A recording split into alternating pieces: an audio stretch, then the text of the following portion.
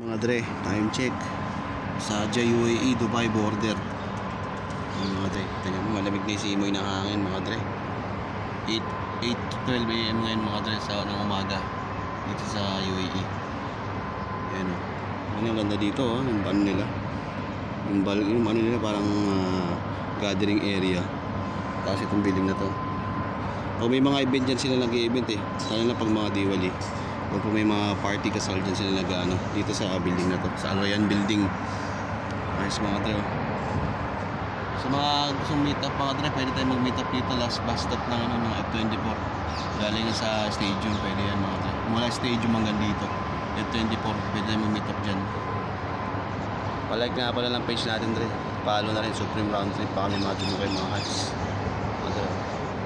Okay mga dre, photo lang.